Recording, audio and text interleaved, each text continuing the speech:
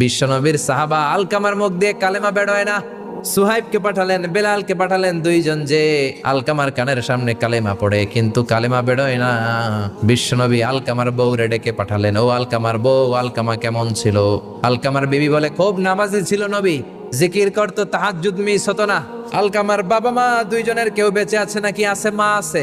আলকামার মারে ডাকো। বিশ্বনবী আলকামার মারে বললেন, ও আলকামার মা, তোমার বেটা আলকামা কেমন ছিল? আলকামার মা বলে, ভালো ছিল, নামাজ পড়তো নি পড়তো, রোজা রাখতো নি রাখতো, তোমার সাথে কেমন আচরণ করতো। এই কথা জিজ্ঞেস করার পরে আলকামার মা কান্না শুরু করে দিয়েছে। ডেকে বলে, ও নবী, আমার কথা শুনতো না, বউ পাগলা ছিল, নামাজ রোজা ঠিকই ছিল, কিন্তু আমার কথার গুরুত্ব দিত না, অনেক কষ্ট দিছে আমারে, আজ আমার মনে ব্যথা। বিশ্বনবী বলল, তোমার নিজের ছেলে কি আর করবা, মাফ করে দাও। আলকামার মা বলে, না, মাফ করবো না, ভেজাল আছে না নাই? বিশ্বনবী বললেন, লাকড়ি আনো, আগুন জ্বালাও, আলকামারে আমরা আগুনে ফেলবো। লাকড়ি আনা হলো, দাও দাও